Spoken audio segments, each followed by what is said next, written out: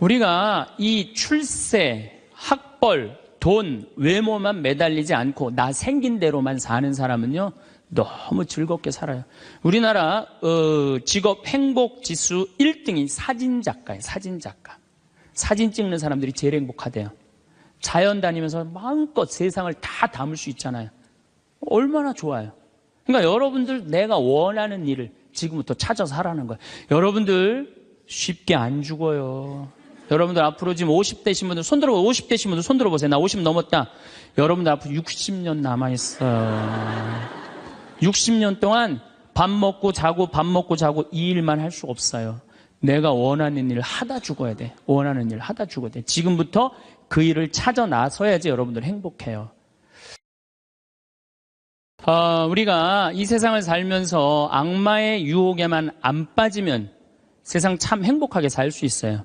악마는 주로 우리 예수님한테 광야에서 했던 유혹처럼 돈에 대한 유혹, 빵에 대한 유혹, 절을 하면 권세와 영광을 준다는 이 권세와 영광에 대한 유혹, 그 다음에 하나님이 계실까 안 계실까 예루살렘 성전에서 뛰어내려 보라는 신앙의 유혹을 우린 늘 받고 살아요. 일생을 살면서.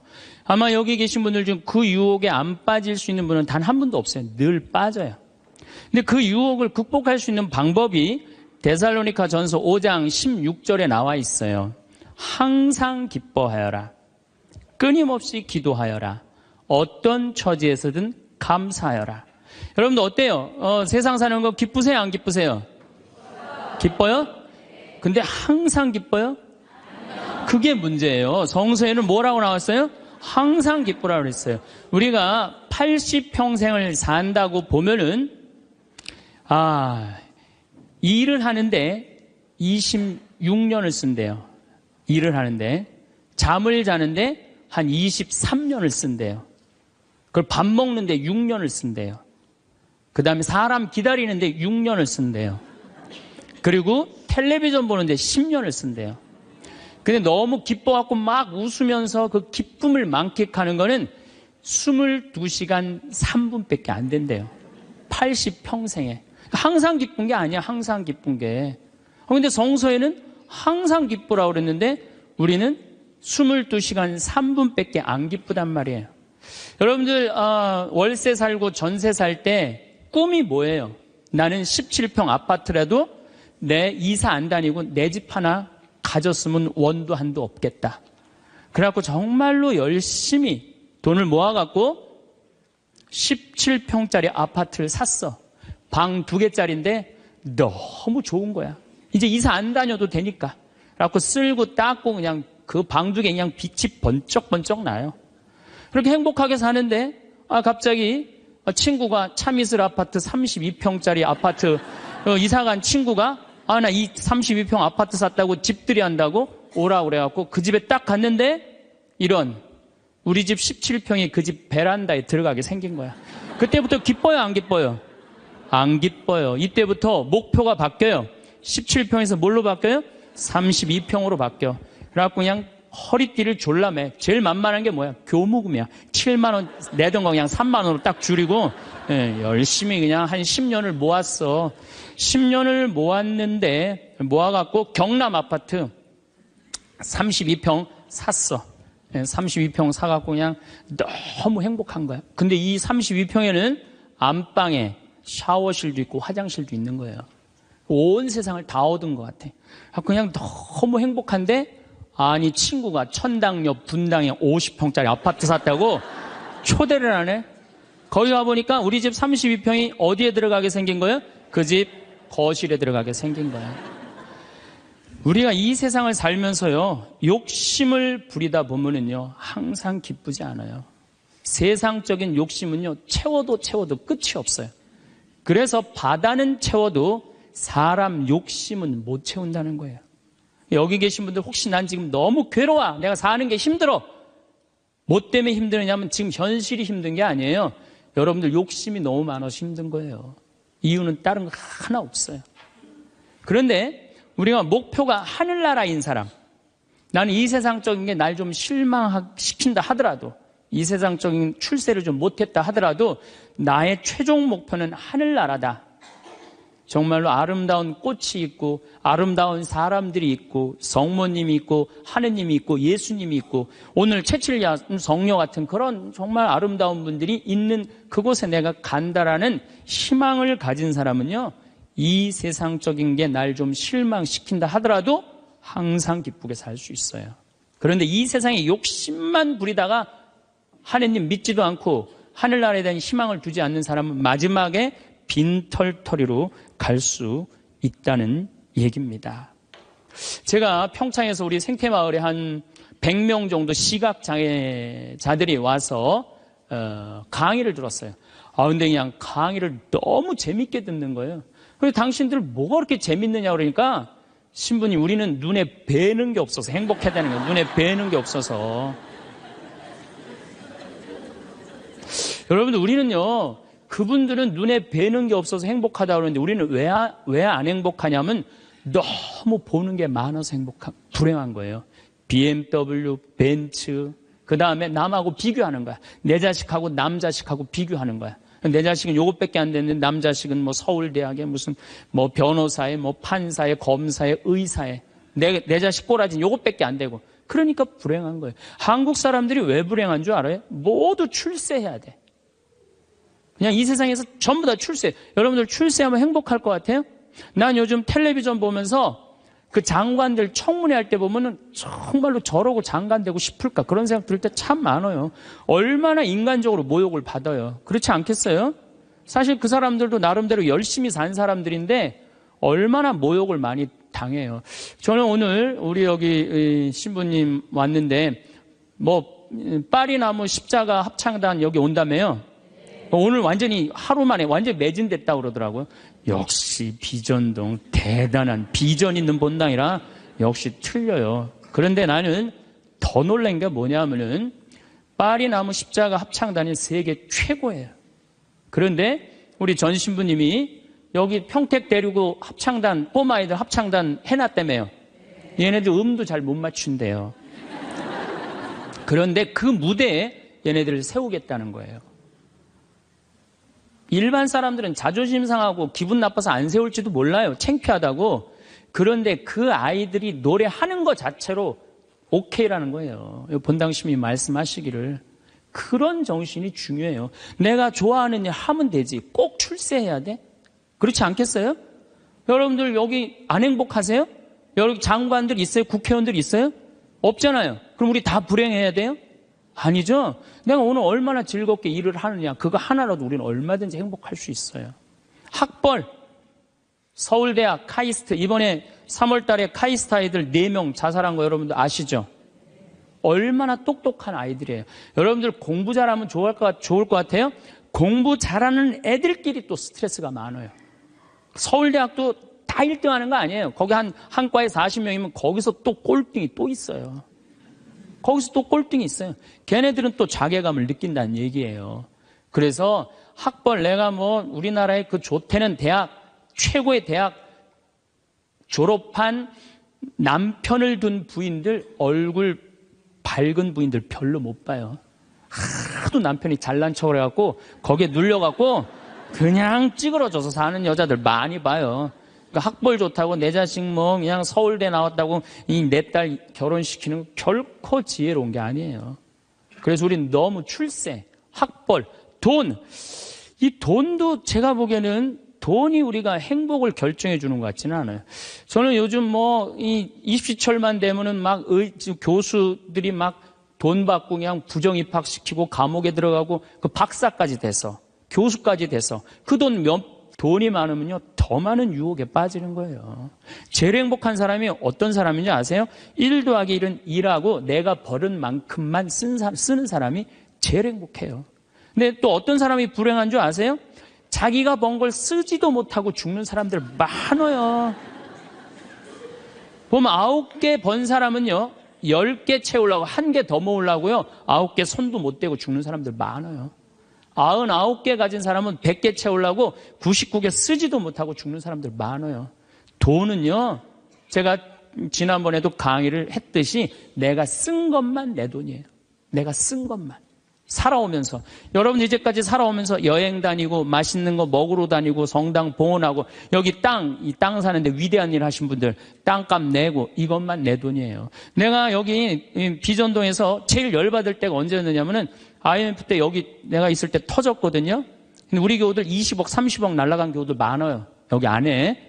근데 술이 취해갖고 나한테 와갖고 뭐라는 줄 알아요? 신부님 이렇게 망할 줄 알았으면은 하루아침에 날릴 줄 알았으면 성당에 봉헌이라도 많이 할 걸.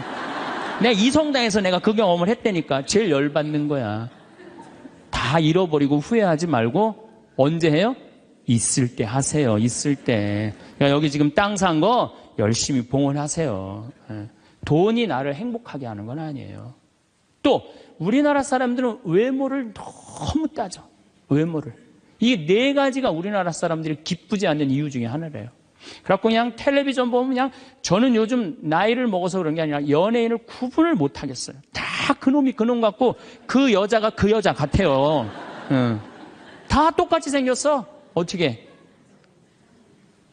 그런데 얼굴 잘생긴 남자들 여러분들 같이 살아보는 여기 자매님들 어때요? 속 끓어요 안 끓어요? 끓어요. 얼굴 남자 얼굴은요, 그저 둥글둥글하니 투실투실하니 그냥 후덕한 그런 얼굴이 제일 좋은 거예요. 잘생겨봤자요, 바람이나 피고 골치 아파요. 또 여자 얼굴 이쁘면은 그거 피곤해요. 이 남자 저 남자 찝쩍찝쩍 거려서. 예.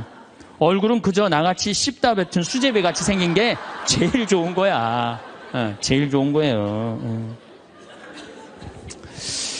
우리가 이 출세, 학벌, 돈, 외모만 매달리지 않고 나 생긴 대로만 사는 사람은요 너무 즐겁게 살아요. 우리나라 직업 행복지수 1등이 사진작가예요. 사진작가. 사진 찍는 사람들이 제일 행복하대요. 자연 다니면서 마음껏 세상을 다 담을 수 있잖아요. 얼마나 좋아요. 그러니까 여러분들 내가 원하는 일을 지금부터 찾아서 하라는 거예요. 여러분들 쉽게 안 죽어요. 여러분들 앞으로 지금 50대신 분들 손 들어보세요. 50대신 분들 손 들어보세요. 나 50 넘었다. 여러분들 앞으로 60년 남아있어요.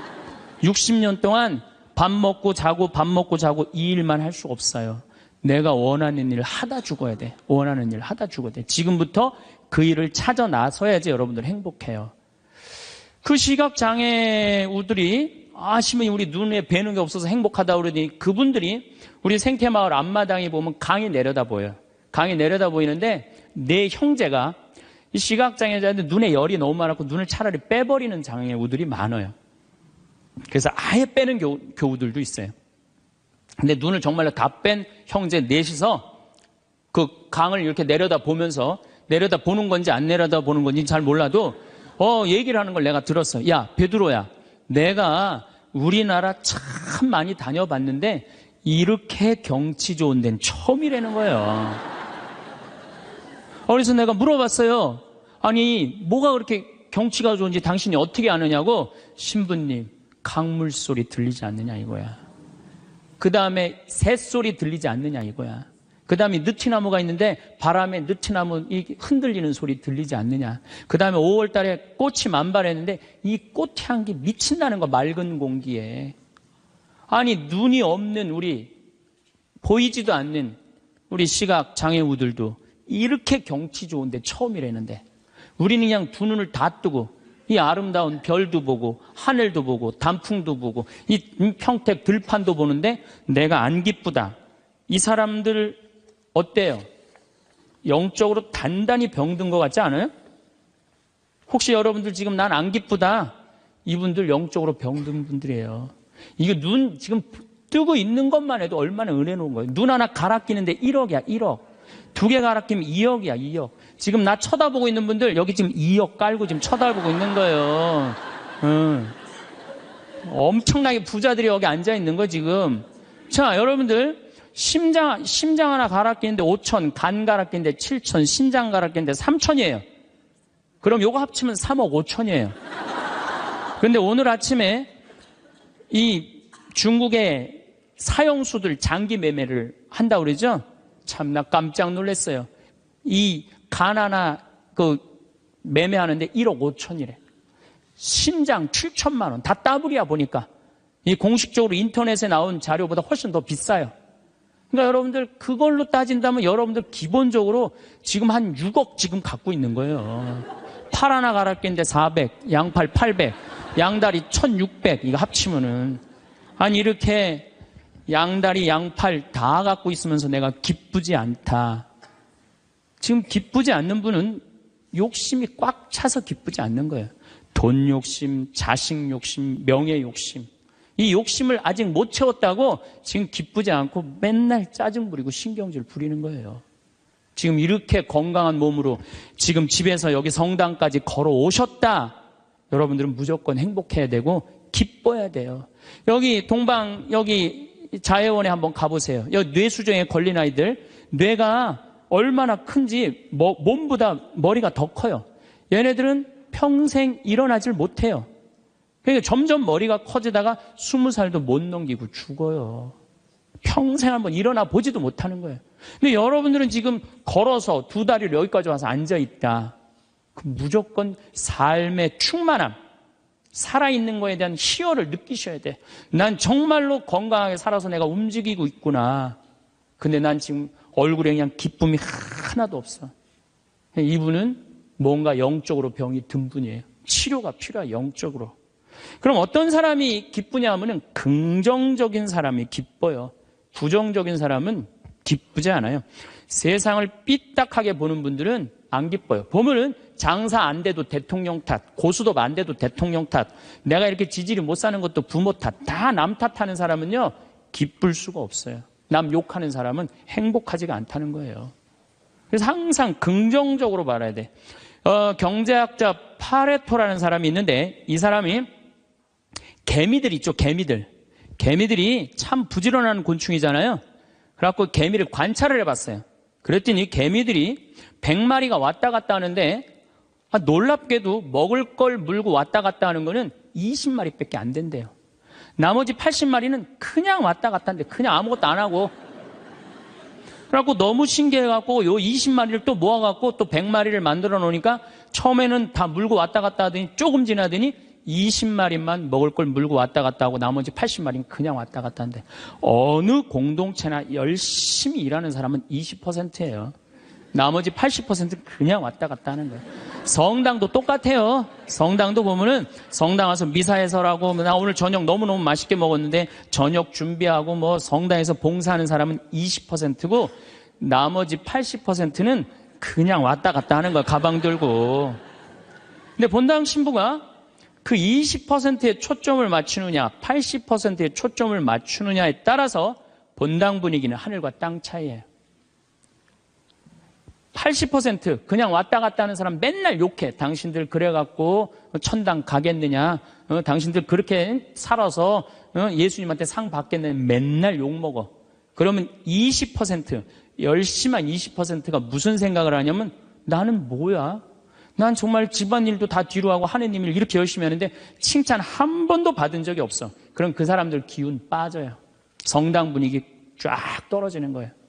그런데 그 20% 당신들 때문에 우리 성당 움직인다. 당신들은 하느님이 보내준 천사다. 정말로 고맙다. 이러면 20%가 으쌰으쌰 해갖고 신나게 움직이면은 나머지 80%도 얼떨결에 따라오는 거예요. 이게 바로 성당 분위기예요. 긍정적인 면을 강조하느냐 부정적인 면을 강조하느냐 엄청난 차이가 나요. 여러분들 남편들 100% 마음에 들어서 데리고 살아요? 한 20%만 마음에 들어도 데리고 사는 거예요. 술은 안 먹지 않느냐, 때리지는 않지 않느냐, 월급은 제때제때 갖다 주지 않느냐. 만약에 마음에 안 드는 80%만 맨날 말하면요, 그 부분은 못 살아요. 긍정적인 걸 보는 거 중요한 거예요. 내가 여기 비전동에 5년 있다가 경기도 광주 능평성당이라는 데를 갔어요. 저 개인적으로는 이 비전동이 사실은 우리 수원교구에서도 최고의 본당이라고 자부를 해요. 교우들도 정말로 착하고 말 잘 듣고. 근데 딱 갔더니 여기는 우리 박건순 신부님이 딱 저조소 했는데 거기 가보니까 아무것도 없어. 그냥 성당은 천막에다가 옆은 콘테이너에다가 바닥은 맨 흙이야. 거기 그냥 바닥에 흙에서 막 원추리 붓꽃이 막 피는 거야. 제대 꽃꽂이가 필요 없어. 알아서 펴주니까. 갔는데 분당 요한성당에서 500명을 주고 경기도 광주에서 100명을 주고 경기도 죽전성당에서 150명을 줬어요. 750명이야.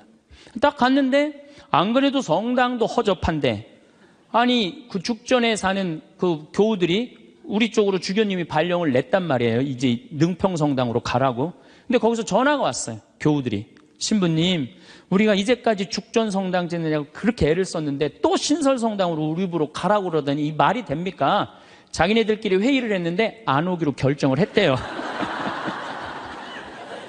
자, 제가 그 안 온다는 150명하고 싸웠을 것 같아요? 안 싸웠을 것 같아요? 안 싸웠어요. 왜? 그분들 와봤자 더 골치 아파요. 더 골치 아파요. 그래서 오지 말으라고 그랬어요. 근데 나한테 600명이야. 근데 우리 이 능평성당은 이 버스를 타고 이 능평 교우들이 분당으로 나가면은요, 버스 한 번이면 가요. 근데 우리 성당으로 오려면 2번을 갈아타야 돼. 그러니까 교우들이 다 분당으로 나가는 거예요. 미사 참여 이제 딱 150명이 오는 거, 150명이 주일날. 내가 여기 떠날 때 주일날 여기 1700명이 왔거든요. 내가 막 떠날 때 여기가 주일날. 1700명 맨날 하다가 150명 오니까 이건 사람도 아닌 거예요. 숫자가. 너무 좋더라고요. 그래갖고 미사 딱 11시 미사 한 대. 한 대니까 미사 끝나면 맨날 돼지를 한 마리씩 잡는 거예요. 맨날 돼지를 먹는 거예요. 맨날. 내가 내면 총회장이 내고 총회장이 내면 부회장이 내고 돌아가면서. 그때는 돼지가 한 마리에 15만 원밖에 안 했거든요. 그래도 내가 가정방문 다니면 막 개 키우는 집에 있으면 뭐 이런 걸 키우냐고 먹자고 그냥. 잘 아실 거예요. 내가 얼마나 좋아하는지. 그래갖고 그냥 맨날 성당 마당에서 불을 지펴놓고 맨날 먹는 거야. 그런데 놀랍게도 우리 성당 마당이 분당으로 나가면은요, 마당이 보여요. 그 분당 미사 참여 나가는 교우들이 맨날 성당 마당에서 그냥 불이 지글지글 일어난단 말이야. 저게 뭔가 하고 교우들이 자꾸 하나 둘씩 오기 시작하는 거야. 점점 교우들이 느는 거예요. 근데 이 1년이 지났는데 죽전에서 안 오겠다는 교우들이 전화가 왔어요. 자기네들이 회의를 했는데 오기로 결정을 했대요.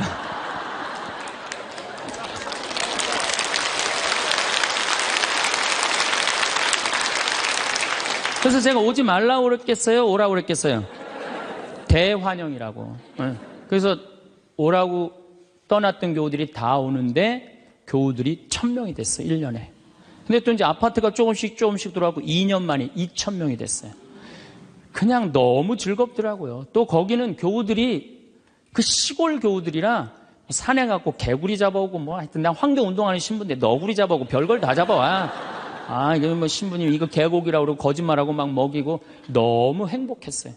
그 예수 부활 대축일 끝나고 저기 막 사순절 끝나고 예수 부활 대축일 미사 끝나고 난 다음에 숫자가 조금이니까 엠마오를 가도 회장단하고 안 가고 본당 교우들 다 가자. 우리 그땐 또 IMF 망해갖고 노는 사람이 너무 많았어요. 다 가자니까 너무너무 좋아하는 거야. 내가 애들한테 물어봤어요. 초등학교, 중고등학교 애들한테 야, 니네들 지금 학교 가는 게 중요하냐? 예수님 부활해갖고 지금 우리 엠마오 가는데 엠마오 가는 게 중요하냐? 그랬더니 애들이 엠마오 가는 게 중요하다는 거예요. 야외 학습 신청해. 그래갖고 엠마오 100명씩 데리고 평창에 놀러 가고. 너무너무 즐거운 거예요. 점점 즐거운 거. 교우들이 3년째 됐는데 성당을 자꾸 짓재는 거예요. 이제 교우가 2000명으로 늘어나니까. 나는 안 짓는다. 얼마나 아름다우냐. 그냥 땅바닥에서 그냥 원추리 붓고 피고 그러는데. 아니, 짓재는 거예요. 그럼 저 보자. 그래갖고 3년 9월에 시작해갖고 4년 부활절 입당을 했어요. 7개월 만에 성당을 줬어요. 7개월 만에. 우리 교우들이 봉헌식 하는 날, 또 봉헌식 하는 날도 내가 초등학교 애들한테 물어봤어요. 얘들아, 지금 하느님 집이 젖었는데 학교가 중요하냐? 성당 봉헌하는 게 중요하냐? 성당 봉헌하는 게 중요하대요. 그래서 니네들 오후 2시에 봉헌시니까 오전에 학교 갔다가 조퇴 다 하고 와라. 애들이 조퇴하고 100명이 왔어. 100명이. 수요일 날 봉헌식을 했는데. 그 교우들이 그래. 우리가 언제 이렇게 성당을 줘서 봉헌을 했느냐고. 나는 3억 목표가 고객 만족이 아니라 고객 기절이에요. 교우들이 기절할 때까지 나는 한다. 그래서 여러분들 여기 어른들 바닷가 갔던 거 생각나요? 700명? 가성이 한 3박 4일 동안 기절하면서 놀았잖아요. 근데 그때도 내가 이루지 못한 일을 여러분들이 올해 우리 전 신부님이랑 저 앞에 땅 사신 거 너무 대단한 거예요. 기쁨은요, 모든 일이 일어나는 거예요. 그러니까 교우들이 기절한 상태에서 너무 행복하니까 자기 주머니에서 돈 나가는지도 모르고 막 내는 거예요. 깨보니까 성당이 젖은 거야. 깨보니까. 기쁨은요, 모든 일이 이루어져요. 분열이 있고 미움이 있고 징후가 있는 데는요, 아무 일도 안 일어나지만은 기쁨이 있는 데는요, 기적이 일어나게 돼 있는 거예요. 그래서 여러분들, 우리가 기쁘게 사는 거는 아주 중요해요. 기쁘게. 그럼 어떤 사람이 기쁘냐? 긍정적인 사람이 기뻐요. 긍정적인 사람이. 성모님은 긍정적이셨을까요? 착했을까요? 성모님 100번 긍정적이에요. 처녀한테 천사가 나타났어. 마리아, 너 아이를 가질 것이다. 저는 처녀인데요. 아마 착한 여자였다면 이렇게 얘기했을 거예요. 아니, 난 너무 지금 요셉이랑 약혼한 상태라 나는 요셉한테 미안해서 애 갖고 난 절대 결혼 못한다. 난 순수하고 깨끗하게 요셉한테 시집 가고 싶다. 그리고 우리 어머니 아버지 쓰러진다. 아니, 그리고 왜 처녀한테 와서 그러냐. 애 한 둘 셋 논데 가서 얘기해봐라. 분명히 그랬을 거예요. 근데 성모님은 굉장히 긍정적이셨어요. 당신을 통해서 인류의 구세주가 탄생한다 그러니까 이 몸은 주님의 종입니다. 그대로 저에게 이루어지기를 바랍니다. 한번 해보자는 거예요. 얼마나 적극적이고 긍정적이에요. 이렇게 적극적이고 긍정적이셨기 때문에 인류 구세주의 어머니가 된 거예요. 그래서 나는 긍정적인 여자가 좋지, 난 착한 여자는 좋아하지 않아요. 나는 착한 여자가 난 싫어요, 사실은. 착한 여자 짜증나요, 짜증나. 우리 생태마을에 50, 60이 다 돼갖고 암이 걸려갖고 오는 분들 많아요. 특히 자매들. 근데 이렇게 얘기를 해요. 신부님, 나 평생 집안 위해서 고생하고 희생하고 내가 참고 견디고 살았는데 맨 마지막에 이렇게 암이 걸려갖고 내 인생을 돌아보면 남는 게 아무것도 없다고. 정말로 억울하고 분하다고. 그럼 나한테 막 울고, 난 이런 여자들 짜증나요. 누가 그렇게 살래요? 집에서는 엄마가 행복해야 돼. 집에서는 엄마가 행복해야 돼요. 무슨 얘기냐면은, 나 지금 남편이 맨날 바람 펴. 남편이 맨날 빚졌어. 시어머니 모시는 거 너무너무 지겨워. 그래갖고 맨날 머리 하얀 거 탁 띄고 그냥 맨날 누워있어. 그래갖고 애가 그냥 학교 끝나고 엄마 나 학교 다녀왔어. 그냥 저 집 식구만 보면 신경질이 나는데 애까지 학교 다녀왔고 그래서 나보고 어쩌라고. 이러는 엄마는요, 애들이요, 집을 겉돌기 시작해요. 겉돌기 시작해. 엄마가 행복하지 않는 집 애들은요, 집 밖을 나가 떠돌아다니게 돼 있는 거예요. 맨날 지겨워 죽겠다. 입만 열면은. 죽었으면 좋겠다. 이렇게 말하는 엄마 있는 집의 자녀들은요, 집에 안 들어가요. 집에 들어가면 맨날 엄마가 입에서 나오는 소리가 죽었으면 좋겠다, 지겨워 죽겠다, 내 팔자야 이러면은요, 애들은 겉돌기 시작하는 거예요. 그러면 겉돌아갖고 나가갖고 떠돌아다녀서 3년을 떠돌아다니면요, 진짜 골치 아픈 애가 돼서 돌아와요. 근데 엄마가 너무너무 기뻐. 엄마는 학교 다녀왔어. 우리 아들, 딸 수고했어. 공부하느냐고 얼마나 힘들었어. 엄마가 맛있는 간식 사놨거든, 만들어놨거든. 딱 안아주면은요, 애는 간식 먹으면서 집에서 행복하게 살 수 있어요. 집에서는 누가 행복해야 돼? 엄마가 행복해야 돼. 그러니까 여기 계신 분들, 내가 행복한 게 결국은 누가 행복한 거야? 자식이 행복한 거예요. 그러니까 누구한테 잘해줘야 돼? 엄마한테, 본인한테 잘해줘야 돼요. 희생한다고 그게 훌륭한 게 아니에요. 참는다고 그게 훌륭한 게 아니에요. 집에서 누가 행복해야 되냐면 아내가 행복해야 돼, 아내가. 근데 우리나라 대한민국의 아내들은요, 희생하고 인내하고 참아요. 더욱이 성당 다닌 사람들은 자기가 십자가 진다고 생각하고 파마 한번 하면은 보통 제대로 좀 잘 뽑으려면 한 10만 원 정도 들고, 여기 뭐 트리트먼트, 영양 이거 하려고 그러면 한 20만 원 정도 들잖아요. 그러니까 그 돈이면, 이 돈이면 차라리 뭐 한다? 이 돈이면 차라리 애 학원을 한 번 더 보낸다. 이 돈이면 내가 살림살이를 하나 더 한다. 그리고 자기는 파마를 어떻게? 3만 원짜리 철모 뒤집어 쓴 거 딱 하고 1년 내내 풀어지지도 않는 거 그냥 딱 쓰고 있는 거예요. 난 그런 여자가 싫다는 거예요. 그런 여자가. 그래갖고 이제 아침에 이제 남편이 출근할 때 보면 막 또 그게 또 부풀러갖고 사자 머리 풀어헤쳐놓은 것처럼 막 이러고 눈 이상하게 또 여보 다녀와. 다녀오게 하고 난 다음에 다녀오라고 그러죠. 허벅지 트어진 치마도 좀 입고, 가슴 파인 것도 입고, 향수도 딱 뿌리고, 머리도 딱 한쪽으로 딱 묶고, 예쁘게 하고 여보 다녀와. 그래야지 남편이 야, 나 이쁜 마누라 이거 위해서 내 다녀와야 돼. 이런 생각이 들지. 그냥 머리는 뭐 그냥 이래고 그냥 잠도 그냥 개슴치레하고 다녀오라고 그러면. 근데 또 대한민국 남자들은 착해요. 또 다녀오랜다고 저녁에 여보 나 다녀왔어. 근데 아직도 사자머리를 하고 그냥. 여러분들, 우리 평창에 읍내 룸사롱이 있어요. 근데 룸사롱이 있는데 내가 오후 2시에 목욕을 갈 때가 있어요. 근데 우리 평창 목욕탕이 읍내에도 있지만 이 동네에 떨어진 목욕탕이 하나 있어요. 근데 그 목욕탕에서는 봉고를 운영을 해요. 시골 사람들 42개리가 있거든요. 그러니까 시골 사람들이 목욕하려고 그러면 전화하면 봉고 가서 데리고 와요. 근데 거기 아가씨들도 전화하면 우리 그 목욕탕이 봉고를 가지고 데리고 와요. 내가 목욕 2시에 갈 때 그 아가씨들이 같이 봉고를 타고 들어올 때가 있어요. 내릴 때 보면은요, 정말로 저런 여자들하고 무슨 술 맛이 나갖고 술을 먹을까 이런 생각이 들어요. 하여튼 밤새 술 먹고 그래서 겨우 이제 정신 차리고 나오니까 이상하잖아요. 나도 이제 목욕탕 들어오고 그 아가씨들도 목욕탕 들어가. 그런데 목욕이 끝나고 그 아가씨들이 꾸미고 나오면요, 들어갔던 아가씨들이 아니에요. 얼마나 예쁜지요. 술이 확 땡긴다니까 그 아가씨들 보면은. 여기 계신 여러분들도 본인한테 조금만 투자하면은, 본인을 조금만 가꾸면은 참 예쁠 거예요. 근데 자기 무슨 군인이야? 철모 딱 쓰고 옷도 1년 내내 그냥. 지금도 내가 분명히 여기 방송 촬영한다고 그랬는데 다 까만 옷 입고 왔어. 좀 이쁜 옷 좀 입고 오라고 그랬더니. 그게 누가 이 보면은 좋겠어요. 결코 그게 잘하는 게 아니에요. 자기한테 투자하는 게 누구를 기쁘게 해주는 거냐면 자식하고 남편을 기쁘게 해주는 거야. 내가 결혼 20년이 됐어. 내가 자식 생일 차려주고 남편 생일 차려주고 시부모 생일 다 차려줬어. 근데 정작 내 생일이라고 뻑적지게 차려놓기가 좀 그렇잖아요. 그렇죠 여러분들? 우리 자매님도 그러시죠? 생일은 생일인데 아무도 안 알아주니까 미역국을 하나 딱 끓여놨어. 근데 역시나 남편이 웬 미역국을 훌딱 먹고 나가버렸어. 그럼 그때부터 울기 시작하는 거예요. 응?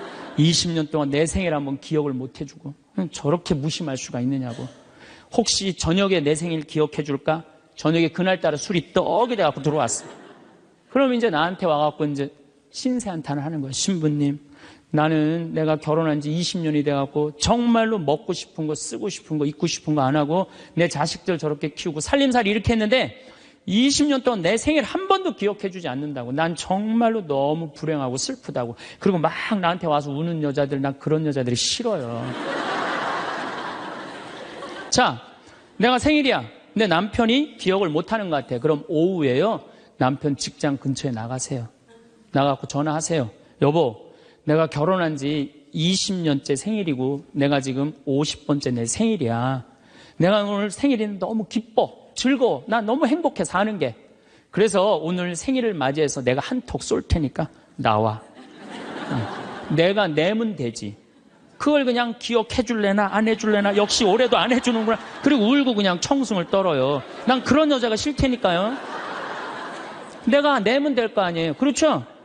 내가 멋있게 내면 될 거 아니에요. 무슨 돈으로 애 휴학시키고 학교 무슨 학교야. 엄마 생일도 모르는 놈 대학 보내서 뭐해요.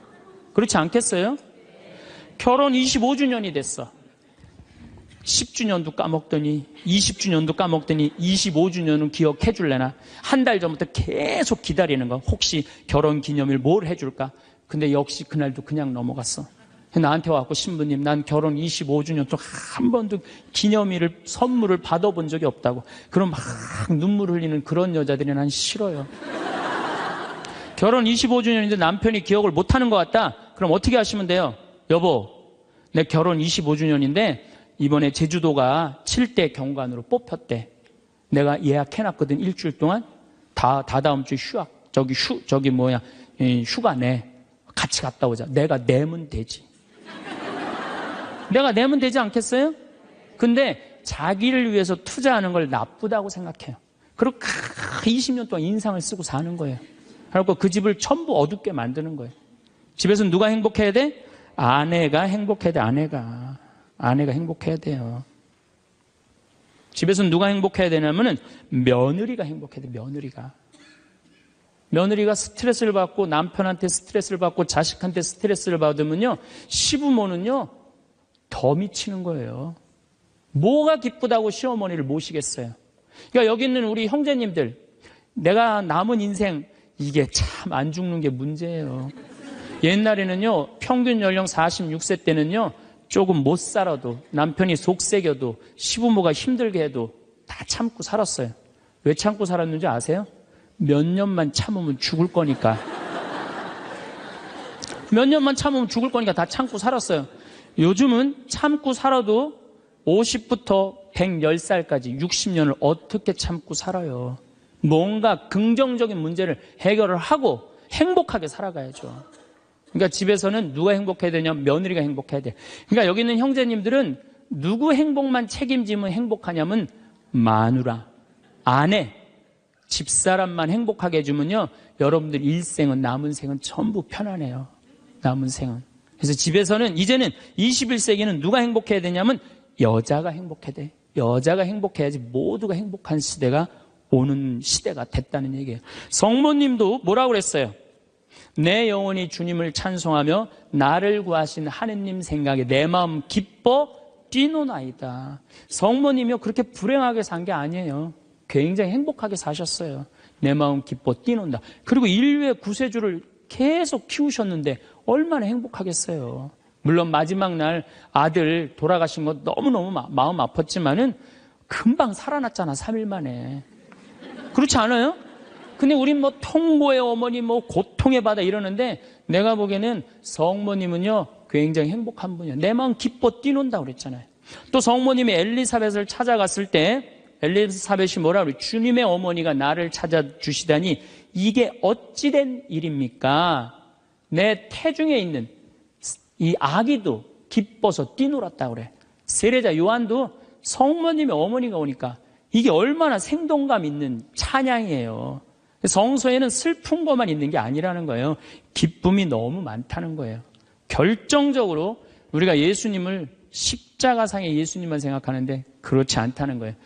요한복음 13장에 보면 예수님이 제자들의 발을 씻어줘요. 발을 씻어주고 난 다음에 마지막 유언을 해요. 뭐라고 유언을 하냐면은 나는 포도나무요 너희는 가지로다. 너희들이 정말로 내 옆에 붙어 있으면은 많은 열매를 맺을 것이다. 내 곁에 떠나지 말아라. 나하고 하나가 됐으면 좋겠다. 그리고 제자들을 향해서 뭐라 그래요? 아버지, 이 사람들이 하나 되게 해주십시오. 아버지와 내가 하나이듯이 이 사람들도 하나 되게 해주십시오. 그리고 나는 간다. 내가 가야만이 누가 오신다? 성령께서 오신다. 너 성령께서 오시면 너희들은 물어볼 게 아무것도 없다. 그리고 맨 마지막에 이런 말씀을 하세요. 내가 이 말을 너에게 하는 이유는 내 기쁨이 너희 안에 흘러 넘치게 하려는 것이다. 자, 예수님이 제자들의 발을 씻어줬어요. 최후에 만찬을 했어요. 그리고 마지막 유언을 했어요. 유언 맨 끝에 뭐라고 그랬냐면 내가 이 말을 하는 이유는 내 기쁨이 너희 안에 흘러 넘치려는 것이다. 지금은 고통의 시간이 다가오지만은 나중에 마지막 날에 하늘나라의 문이 열리면 너희들은 물어볼 것도 아무것도 없고 그 하늘나라를 얻었다는 기쁨에 너희들 가슴이 터질 것이다. 그러니까 여러분들, 내가 구원받았다는 확신이 있는 사람들은요, 이 세상 힘들어도, 이 세상이 좀 나를 실망시킨다 하더라도 내가 마지막에 하느님 아버지 집에 간다라는 확신이 있다면 어떨 것 같아요? 항상 기쁠 수 있어요. 항상 기쁠 수 있어요. 근데 여러분들이 지금 어디에 욕심이 꽉 차 있느냐면은 이 세상에 욕심이 꽉 차 있는 거예요. 그렇기 때문에 여러분들이 참 신앙인이 못 되는 거예요. 신앙의 기본은 기쁨이다. 그래서 사도 바오로가 저는 항상 기뻐하여라, 이 말 굉장히 심오한 얘기 같아요. 그러고 난 다음에 끊임없이 기도하여라. 이거 아주 또 중요한 얘기죠. 여러분들 어떠세요? 우리 천주교 교우들 기도 참 열심히 해요. 근데 무슨 기도를 열심히 하느냐면 간구 기도를 너무 열심히 해. 이 미사 지향을 내가 우리 생태마을에 피성 참 1년 내내 많이 와요. 구역장님, 반장님들, 노인대학, 레지오, 별 개인, 프레스티움, 별 단체가 다 와요. 정말 열심한 사람들이 우리 생태마을에 오세요. 근데 미사 지향을 보면은요, 기가 막혀요. 전부 뭐냐면은 대학 입시 합격해달라는 거. 그 다음에 딸 결혼시켜달라는 거. 그 다음에 딸 애 생기게 해달라는 거. 임용고시 합격하게 해달라는 거. 그 다음에 전세 나가게 해달라는 거. 월세 나가게 해달라는 거. 지금 분쟁이 걸려있는데 분쟁 잘 되게 해달라는 거. 이런 게 미사 지향이에요. 여러분, 진정한 미사 지향은 내 영혼의 구원을 위해서. 오늘 나를 위해서 미사 넣으신 우리 교우가 한 분인데 난 너무너무 고마워요. 나를 위해서 미사를 넣어야 돼요. 근데 우린 너무너무 간구기도가 많아. 간구기도를 자꾸 하느님께 드리다 보면은 내가 신앙이라는 건 내가 하느님의 뜻을 실천하려고 신앙생활하는 거예요. 근데 간구기도를 자꾸 하다 보면은 나중에 보면 하느님이 내 뜻을 실천하고 있어. 하느님이. 그러니까 내가 하느님의 종이 아니라 누가 내 종이 돼 있어? 하느님이 내 종이 돼 있는 경우가 너무 많아. 하느님이 내 종이 돼 있는 경우가. 그 신앙이 올바르지 않아요. 여러분들 자녀들이 30살까지 키워놨어. 그랬더니 자녀가 와갖고 어머니 아버지 나 이렇게 30살까지 키워주셔서 너무 감사합니다. 차를 좀 그랜저로 바꿔드릴까요? 핸드폰을 좀 좋은 걸로 큰 걸로 바꿔드릴까요? 텔레비전 LED로 바꿔드릴까요? 집을 천당역 분당으로 옮겨드릴까요?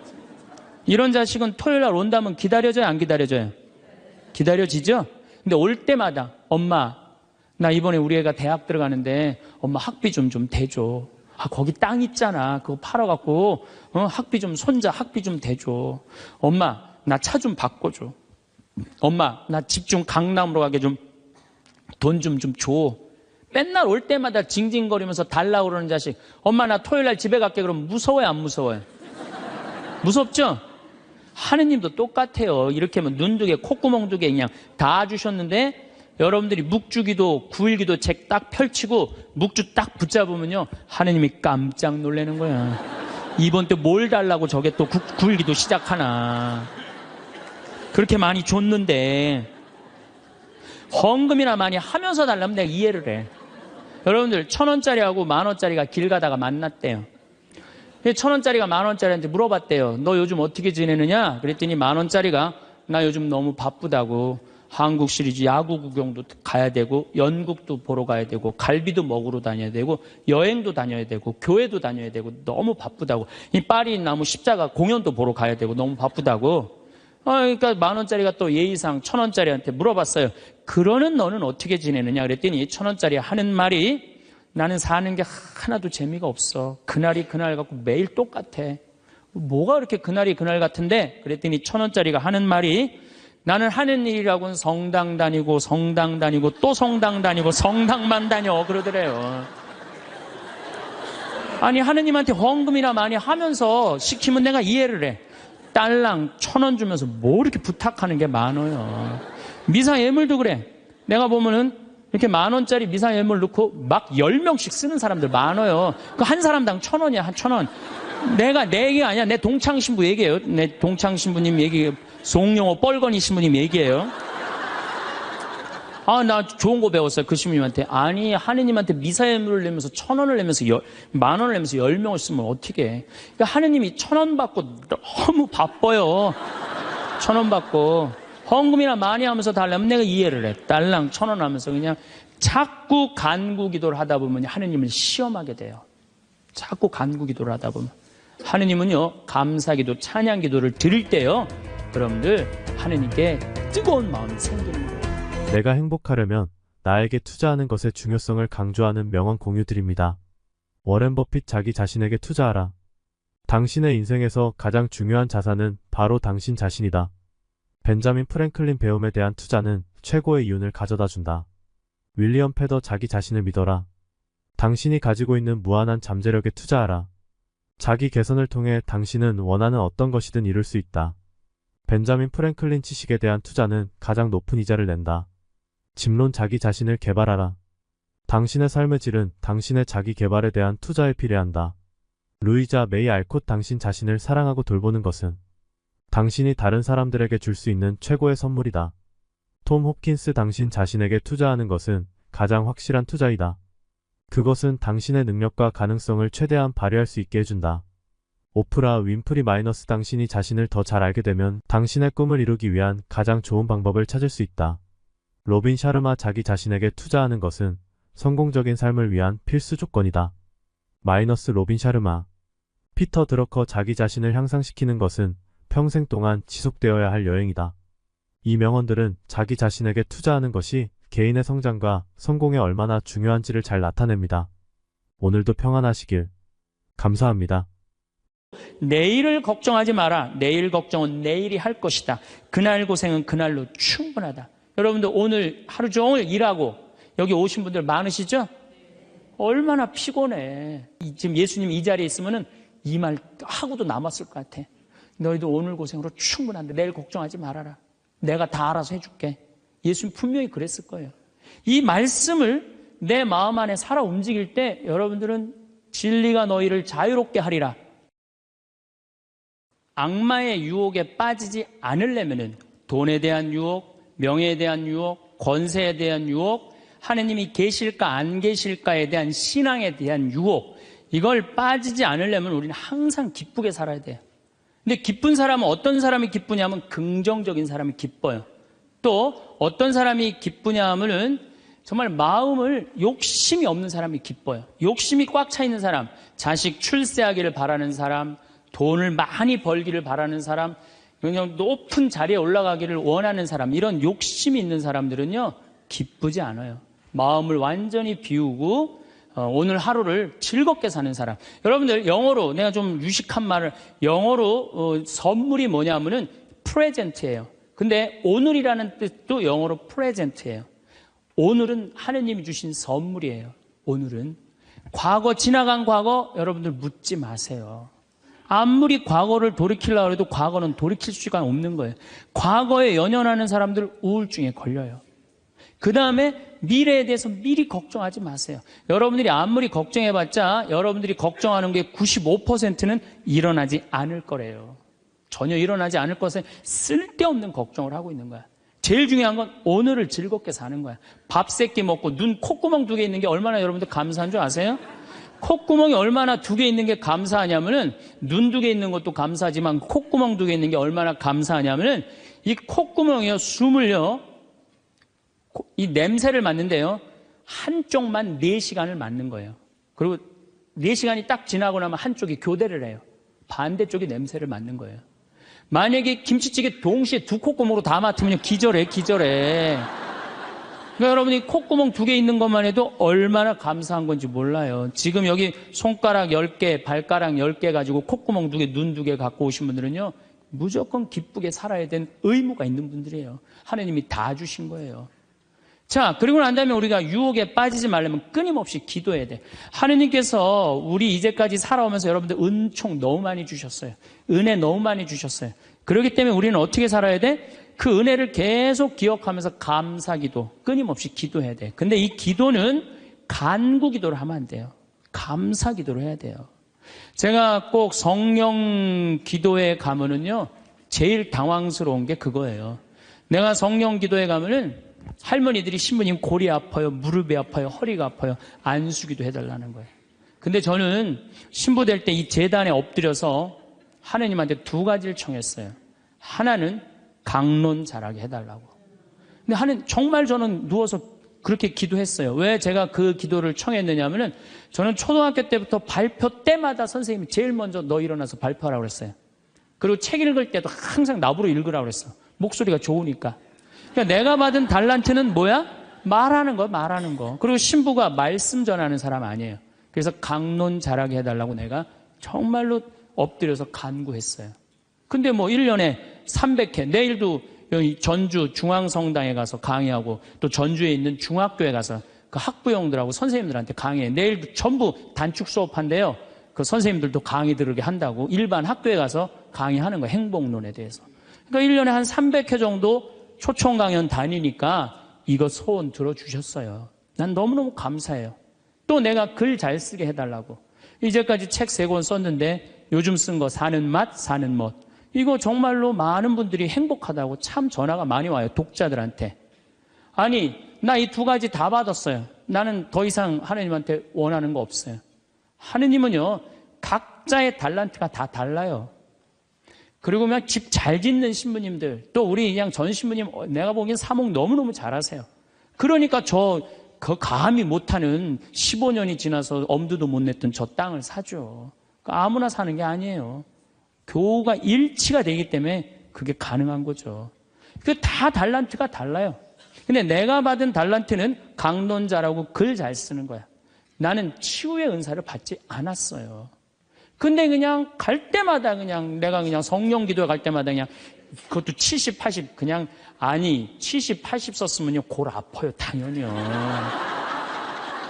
아 무릎 아프고 허리 아파요 당연히. 아 그걸 그냥 와갖고 하느님이 그냥 신부님이 그냥 허리 아프니까 그냥 안수 좀 해달라고 그러면 그 나요 80년 동안 쓴 거를. 그럼 난 또 착하니까 해주긴 해줘요.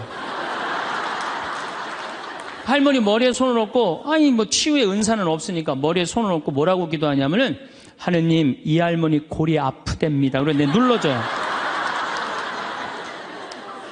그런데 저는 치유의 은사가 없는 게 확실해요. 우리 오홍진 신부님은 정말로 이 안수의 능력이 있으신 것 같아. 이쪽 쓰러진다, 이쪽 100명 막 쓰러지고 막 이쪽 쓰러진다. 2층 젊었을 땐 2층 쓰러져 2층 막 쓰러지고 그랬대요 정말로. 근데 나는 그렇게 20년 동안 안수 기도를 했는데 쓰러진 사람이 한 명도 없어요. 아이 정말이에요 정말. 쓰러진 사람 한 명도 없어요. 그리고 내가 안수 기도를 하면 누르면 내가 느껴요. 내 손에서 아무것도 안 나가는 게 느껴요. 누르고 있으면 뭐가 나와야지 눌러줄 거 아니에요. 뭐가 나와야지. 그래서 내가 3년 전부터 안수기도를 안 하는 거예요. 왜 안 하느냐면은 아무것도 안 나오는데 누르고 있는 나도 한심하고 또 아무것도 안 나오는데 머리 디미는 교우들도 불쌍하고 그러니까 서로 편안하자 이거예요. 내가 내일 모레 대전 대화동 성당에 강의를 가는데 신부님이 너무 고맙더라고. 아주 목소리가 나 아직 얼굴을 못 뵀는데 신부님이 그러더라고. 저녁에 강의 끝나고 이제 여기는 내가 미사를 하고 강의를 시작했지만 거기는 강의가 끝나고 미사를 봉헌한대요. 그리고 안수기도가 있대요. 근데 신부님이 너무 고맙게 날 아시는 것 같아. 안수는 당신이 하겠다고. 고맙다고 그랬어요. 어쨌든 하여튼 제가 재작년에 2009년에 미국 북동부 성령대회가 있어요. 근데 여러분들 참 미국 교우들이 참 열심히 해요. 특히 성령대회는요, 한국의 성령대회하고 분위기가 틀려요. 정말로 열심히 해요. 갔는데 첫날 800명이 왔는데 교우들이 그냥 내 강의고 화가 나십니까? 라는 주제로 강의를 했는데 너무 재밌게 들었어요. 또 그날따라 강의가 잘 되더라고요. 그랬더니 둘째 날에는 막 사람들이 전화를 막 한 거야. 야, 한국에서 조그만 신부가 왔는데 너무 재밌다. 그래갖고 둘째 날은 1200명이 늘은 거예요. 그런데 성령대 19년 활동한 늘어난 적이 처음이라는 거예요. 그런데 점점 나는 불안한 거예요. 점점 성령대 하이라이트를 향해서 가는 거야. 성령대 하이라이트는 뭐냐면 치유의 안수의 절이야. 점점 불안한 거야 이거. 아니 내 손에서는 아무것도 안 나오는데 이제 아무 능력 없는 거 탈로가 나게 생긴 거야. 그런데 그때 같이 갔던 신부님이 청주교구 박효철 베네딕토 신부님이라고 있으세요. 전국 성령 주치도 신부님이세요. 근데 그분은 내가 뵈니까 치유의 은사가 있어요. 그러니까 나는 말씀의 은사가 있지만 그분은 치유 은사가 분명히 있는 분이야. 그래서 나한테 오지 말고 박신부님한테 가라. 그것도 나하고 본명도 같아. 베네딕토. 박신부님한테 가라. 그리고 난 도망갔어요 사실은. 그런데 그 예절을 저 강당 뒤에서 보는데요. 정말 은혜롭더라고요. 나는 죽었다 깨어나도 그렇게 못해요. 근데 그때 200명이 났어요. 정말로 내가 다음에 갔는데도 그때 치유됐다는 사람 너무 많이 만났어요. 그건 하느님의 성령 특별한 은혜가 있었던 거지. 그래갖고 이제 박 신부님 덕분에 내가 잘 마치고 이제 한국에 이제 돌아왔어요. 2010년이 됐는데 미국 북동부 성령대에서 또 전화가 왔어요. 올해 또 와달라는 거예요. 내가 화를 냈어요. 왜 자꾸 날 부르느냐. 그거 부담스럽거든요. 그거 굉장히 큰 대회니까. 아니 내 손에서 아무것도 안 나온다는데 왜 자꾸 부르느냐. 좀 이 손에서 능력 나오는 신부님들 불러라. 그랬더니 그 교우들이 위원들이 하는 말이 신부님 걱정하지 말라고. 신부님은 손에서 안 나오는 대신 입에서 나오니까 걱정하지 말라고.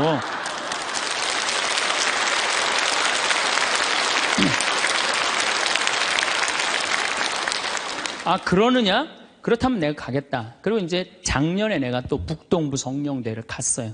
갔는데 그때 같이 갔던 신부님은 누구냐면은 우리 수원교구의 한연음 다니엘 신부님이 같이 갔어요. 이분 또 만만치 않게 영적으로 깊은 분이잖아요. 근데 이제 신부님이 먼저 강의를 가는데 갑자기 내 앞에 무릎을 꿇는 거예요. 나한테 안수기도를 해달라는 거예요. 아니, 내가 새카만 후배고 정말 내가 존경하는 선배 신부님이에요. 근데 갑자기 무릎을 꿇더니 나한테 안수기도를 해달라는 거예요. 아니, 내가 교우도 안 해주는 판국에. 아니, 하느님하고 성모님한테 정말 완전히 미쳐갖고 오로지 기도만 하는 신부님. 그분 성소하고 성물도가 너덜너덜해요. 같이 들어. 내 성소도 깨끗하고 성물도도 깨끗한데 내 거는. 그래서 내가 신부님한테 그래서 신부님, 저한테 안수기도 받으실 필요 없으시다. 신부님 같이 이렇게 영적으로 깊으신 분이 나같이 이렇게 어린 후배 신부한테 뭐하러 받느냐. 그냥 들어가셔라. 근데 신부님이 하시는 말씀이 나는 황 신부한테 기적을 바라는 게 아니다. 사제의 축복을 받고 싶다. 또 이거 또 어떻게 안 해줄 수 있어? 그래서 그냥 떨리는 마음으로 신부님 머리에 손을 얹었어요. 근데 내가 깜짝 놀랐어요. 이게 내 손에서 안 나오다 보니까 신부님 머리에서 나오더라고.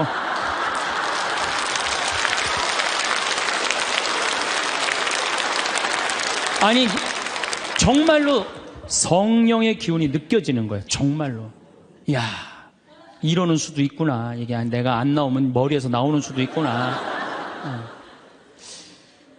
하지만은 우리가 하느님을요, 골 아프면 골 고쳐주고, 머리 아프면 머리 고쳐주고, 무릎 아프면 무릎 고쳐주고, 허리 아프면 허리 고쳐주는 분이 아니에요. 하느님은요, 찬양 받으실 분이에요. 하느님은 영광 받으실 분이에요. 하느님 우리 심부름꾼 아니에요. 그것도 돈이나 많이 주면서 시키면 내가 몰라. 달랑 1,000원 주면서 뭘 그렇게 많이 시켜. 그러니까 자꾸 간구 기도를 하다 보면 어떤 유혹에 빠지느냐 하면은 여기가 아닌가 봐. 천군 보살한테 가는 거예요. 그래서 천주교 교우들이요, 전보로 많이 다니는 거예요. 그래서 일단 찬양기도, 감사기도 하는 교우들은요, 하느님 의심하지 않아요. 그리고 얼마나 은혜로워요.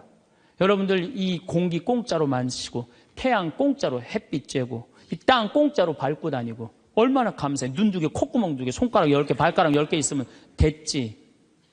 주님께서 여러분과 함께 마음을 드높이 우리 주 하느님께 감사합시다. 말로는 맨날 마땅하고 옳은 일이래. 말로는. 감사기도를 해야 된다는 거예요. 미사 내용 전체가 뭐냐면 감사기도예요. 감사기도. 그래서 여러분들 오늘 이후부터는 끊임없이 기도해야 되는데 어떤 기도를 해? 감사기도를 해라는 감사기도. 그리고 진정한 기도는요. 진정한 기도는 어떤 게 진정한 기도냐면은 저도 그런 기도를 많이 드려요. 하느님, 내가 당신의 나라를 위해서, 당신의 하늘나라를 위해서, 당신의 정의를 위해서 내가 무슨 일을 했으면 좋겠습니까? 나를 어떻게 당신이 쓰실 생각을 갖고 있습니까? 이렇게 물어볼 때 하느님의 뜻을 헤아릴 수가 있는 거예요. 그러니까 성당에는 하느님 뜻을 실천하려고 나오는 거지 하느님이 내 뜻을 실천하라고 성당에 나오는 게 절대 아니다. 근데 우리 많은 교우들은 그걸 착각하고 있는 거예요. 아, 예수님도 마태오복음 그 산상설교의 5장, 6장, 7장에 뭐라고 그러셨어요? 주의 기도를 가르쳐달라고 그러니까 뭐라고 그랬어요? 너희들 기도할 때 많은 말 하지 말아라. 하늘에 계신 우리 아버지 이름이 거룩히 빛나시며 아버지의 나라가 오시며 아버지의 뜻이 뭐라고 그래요? 하늘에서와 같이 땅에서도 이루어지소서. 그렇게 기도하라고 그랬잖아요. 근데 우리는 그냥 성당에 나와서 계속 내 뜻만 계속 어필하는 거예요. 더욱이 여러분들 예수님하고 친해요, 안 친해요? 친하지도 않으면서 그냥 계속 이것이 해줘라. 여러분들 이 생각 해봐요. 정말 친한 친구가 와서 부탁하면은 들어줘요, 안 들어줘요? 힘들어도 들어줘요. 내가 좀 고통스럽더라도 그걸 나눠줘요. 생전 본 적도 없는 친구가 와서 딱 오더니 1,000원 주더니 야, 내가 정말로 필요한 게 있는데 나 좀 도와줘라. 도와주고 싶어요, 안 도와주고 싶어요? 도와주고 싶지가 않다는 거예요. 그래서 여러분들 기도는 뭐냐면 일단은 예수님하고 친구 되기 위해 하는 거예요. 예수님하고 대화하는 거예요. 대화를 해서 예수님, 당신이라면은 이 땅을 사겠습니까? 안 사겠습니까? 당신이라면은 이 지금은 이 무슨 요즘 무슨 그 제2금융권 막 이자 막 100%, 200%, 막 1000% 하는 사람들 있잖아요. 내가 만약에 예수님이랑 과연 그런 걸 할까? 그 사람도 얼마나 고통스러운데. 내가 예수님이라면은 내 아이를 어떻게 키울까? 내가 예수님이라면은 내 남편한테 어떻게 할까? 내가 예수님이라면은 아내한테 어떻게 할까? 내 아내한테 어떻게 할까? 이걸 물어보려고 기도하는 거예요. 그래서 기도라는 것은 간구 기도가 기도가 아니야. 그래서 난 묵주기도, 구일기도 보면 딱 지향 하나 두고 그냥 기립다 기도하는데 난 정말로 마음이 아파요. 묵주기도는 저는 요즘 묵주기도 드릴 때 오늘도 내가 묵주기도 5단을 바치면서 연옥에 있는 영혼들 구원해달라고 기도했어요. 왜냐하면 성모님이요 그렇게 기도하라고 그랬거든요. 우리 그냥 계속 연옥을 위한 기도, 그 다음에 터키에서 지금 고통받는 사람들, 이런 정말 죄인들, 이런 사람들은 생전 기도하지 않고 그냥 대학 입시, 그냥 수능 잘 보게 해주고, 그냥 땅 팔리게 해주고, 애 생기고 해주고, 이런 기도는 자꾸 하느님하고 멀어질 수도 있다는 얘기예요. 그걸 다 들어주지 않으세요, 하느님이. 어떻게 다 들어줘요? 내가 할 일이 있는 거지. 또 기도는 예수님의 말씀을 음미할 때 기도가 즐거워요.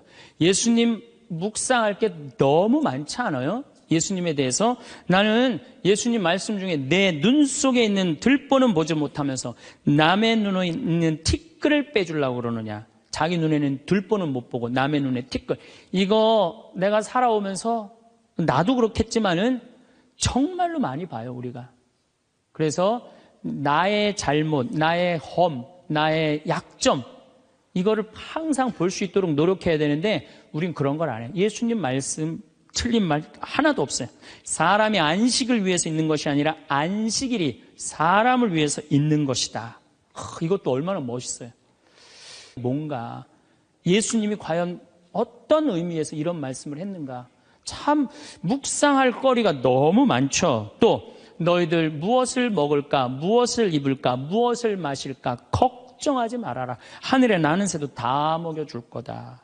그리고 내일을 걱정하지 마라. 내일 걱정은 내일이 할 것이다. 그날 고생은 그날로 충분하다. 여러분들 오늘 하루 종일 일하고 여기 오신 분들 많으시죠?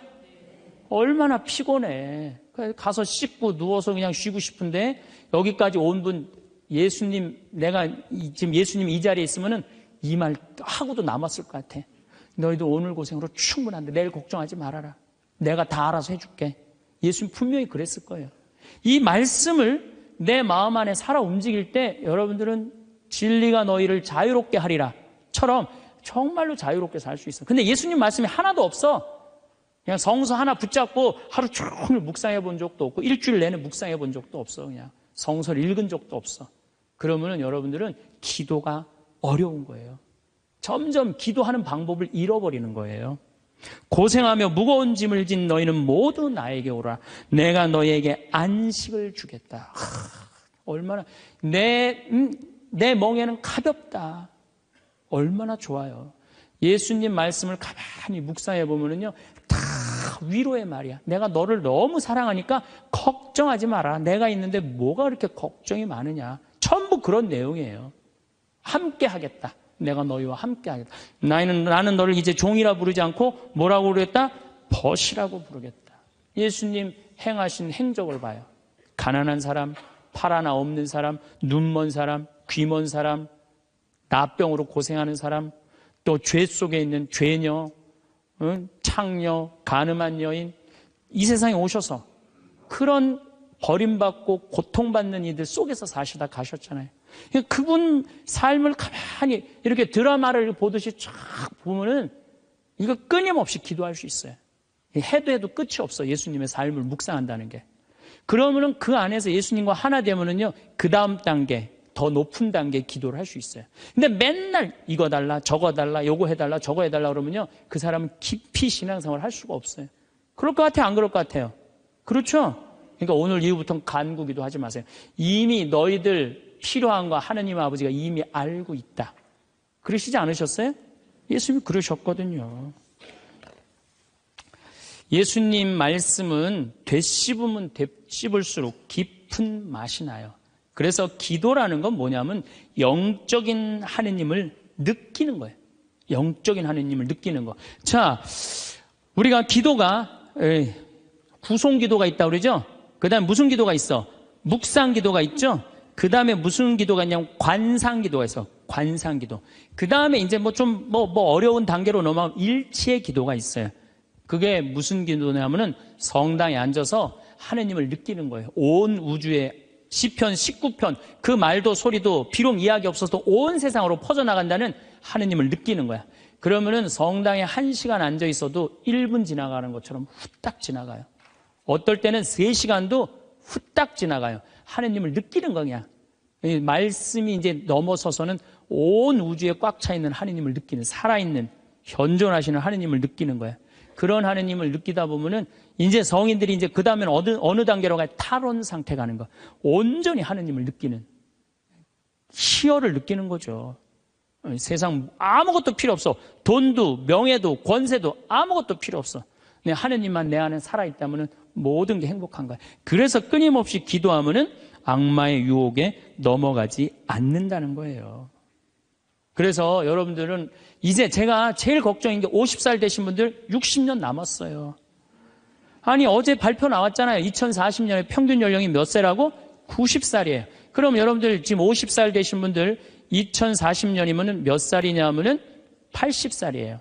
80살이면 그때 가면은 또 늘어날 것 같아요? 안 늘어날 것 같아요? 또 늘어나요. 그래서 110살이에요. 그러면은 남은 60년 동안 내가 영적인 인간으로 살 거냐, 육적인 인간으로 살 거냐, 늙어서 어떻게 할 거야? 힘도 없는데 기도라도 열심히 해야지. 그래서 제일 좋은 기도는 뭐냐면은 제가 여러분들한테 청하는 건 뭐냐면은 기도 공동체 단위라는 거예요. 제가 프랑스 떼제 공동체에 가서 일주일 동안 기도를 했는데요. 3,000명씩 와요. 일주일에. 월요일부터 주일날 점심 때까지 모여서 아침 기도, 낮 기도, 저녁 기도, 그 다음에 미사. 똑같아 일주일 내내. 그런데 성당에 다니든 안 다니든 3,000명. 많이 올 땐 여름엔 3만 명이 와요. 근데 우리나라는 아직 그런 데가 없어. 일주일 내내 모여서 기도하는 데가 없어. 그래서 내가 이제 평창을, 그래서 토요일 날 저녁에는 또 우리 부관장 신부님이 너무 노래를 예쁘게 잘해. 그래서 이제 떼제 기도를 시작을 했어요. 그래서 이제 기도하는 그런 공동체를 만들어서 여러분들도 삶에 지쳤을 때 와서 일주일 동안, 60살쯤 돼갖고 일주일 정도 와서 기도하고 가면 얼마나 좋겠어요. 그렇죠? 그러니까 그런 공동체를 많이 믿는 사람들이라면 찾아다니라는 거예요. 영적인 세상을 위해서 시간을 투자하고 마음을 투자하라는 거죠. 그래서 신부님 끊임없이 기도하는데 제일 좋은 게 뭡니까? 미사 참여예요. 첫 번째 좋은 건 미사 참여. 미사 참여 1년 내내 평일 미사 다니시는 분들은요, 말할 수 없는 마음 안에 기쁨이 있어요. 1년 내내 미사 안 빠지시는 분들 제가 말씀드리는 거 무슨 말인지 아시죠? 그 시간이 얼마나 좋아. 조용하고 이 성당 안이 얼마나 세상하고 완전히 단절된 거 아니야. 그 시간만은. 그리고 예수님하고 하나 되는 시간이잖아요. 그래서 아무리 힘들어도 직장 끝나고 난 다음에 가방 들고 와서 미사 참여하고 가는 사람들, 이 사람들은 제일 행복한 사람들이에요. 그래서 미사야말로 가장 완벽한 기도다. 그래서 여러분들 주일 미사 말할 것도 없고 평일 미사 시간 내서 오시면요, 하느님께서 이끌어 주셔요. 그 다음에 두 번째, 끊임없이 기도하는 방법 중에 하나는 성서 읽는 거야. 제 경험에 의하면은 구약성서부터 신약성서 끝까지, 처음부터 끝까지 완전히 정독 5번만 하면은요, 이 세상 사는 길이 보여요. 하느님의 섭리가, 역사하심이 보여요. 그리고 어떻게 살아야 되는지 정말 마음에 진리가 흘러 넘쳐요. 그래서 성서를 읽어라. 성서를 정독을 해라. 성서 안에는 보물이 꽉 차 있어요. 그래서 성서를 적어도 5번 정도 정독을 해라. 5번. 자, 그 다음에 5번 정독을 했으면 그 다음에 할 일이 있어요. 기도 중에 정말 좋은 기도는 성지순례. 성지순례. 제가 지금 성지순례를 2년에 한 번씩 매년 정기적으로 가요. 그런데 예루살렘에 가보니까요, 예수님의 발자국이 느껴져요. 예루살렘에 가보니까.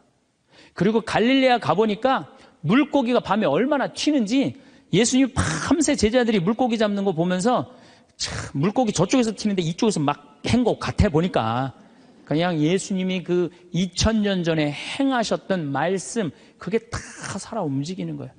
이집트에 가갖고 출애굽 경로를 밟아서 시나이산 꼭대기 모세가 십계 받으러 갔는데 올라가 보고 예루살렘에 내가 들어갈 때 이스라엘 백성이 얼마나 기뻤을까 느껴져요. 사도 바오로가 예수님 다마스커스에서 회개하고 난 다음에 이 그리스 터키 이거 전부 교회 세우러 7개 필라델피아 교회 이런 교회들 전부 다 세우러 가는데 지난 2월 달에 갔다 왔거든요. 그냥 예수님이 그냥 막연하게 멀리 느껴지는 게 아니라 예수님이 살아 움직이는 거예요. 그래서 여러분들 성지순례 참 중요한 거. 물론 우리나라 안에도 좋은 성지들이 너무 많아요. 우리 성인들이 얼마나 예수님을 사랑했는지. 그러니까 시간 되면은 돈 모아서 제일 남는 거 가장 적은 돈으로 가장 최고의 효과를 낼 수 있는 건 성지순례. 그래서 예루살렘 한 번은 갔다 오라는 거예요. 한번 손 들어보세요. 내가 절대 욕 안 할 테니까 한번 손 들어보세요. 손 들어 한 번도 안 갔다 왔다 손 들어보세요. 자, 이 사람들 이거 회개해야 되는 사람들이에요. 자, 여러분들 이 세상에 한 번 오셨어. 내가 하느님을 믿어. 하느님을 믿는데 예수님이 활동하고 가신데 한 번 좀 가보고 싶지 않아요? 그럼 지금부터 개 모으세요. 개 모으셔갖고 나는 우리 여의도 순복음교회가 한 번 거기 성주순례를 갔는데 몇 명이 한 3,000명이 갔다. 3,000명. 3,000명이. 여러분들도 우리 능평성당 내가 있을 때 어른들 700명 갔잖아요. 한번 한 2년 개 모아갖고 우리 전 신부님이랑 한번 1,000명 한번 쫙 한번 가봐요. 그럼 아마 일대 너무 은혜를 많이 받을 거예요. 그 은혜는 마치 이스라엘 백성이 에집트를 200만 명이 200명 그건 뻥이겠지만은 어쨌든 하여튼 가듯이 그런 뜨거움을 아마 느끼실 거예요. 저는 그래서 우리가 끊임없이 기도하는데 정말 좋은 거는 성지순례다. 돈 모아서 성지순례 가라. 다시 한번 말씀드리지만 재물은 쓴 것만 재물이에요. 쓴 것만 내 재물이에요. 제가 지난번에 산호세 강의를 갔는데 나를 비행장에 데려다 준 자매가 하나 있어요. 친구가 5억을 떼어먹고 갔대요. 재산이 싹 날아갔대요. 근데 유일하게 자기가 아깝지 않았던 거 성지순례 간 것만 아깝지 않더래요. 그거 갔다 오기를 얼마나 잘했는지 성지순례 때마다 갔다 온 게 그것만 자기 마음 안에 살아 움직이더래요. 여러분들도 나중에 이 돈 저 돈 떼어먹고 땅 치고 통곡하지 말고 미리 지금 돈 모아서 성지순례 갔다 오십시오. 그리고 묵주기도 우리가 가장 쉽게 할 수 있는 기도예요. 누워서도 할 수 있고 반신욕하면서도 할 수 있고 걸어가면서도 할 수 있고 묵주기도도 성모님 말씀대로 죄인들의 회개를 위해서 영혼들의 고통 덜어주기 위해서 그 기도가 저는 묵주기도 중에 가장 아름다운 기도라고 생각을 해요.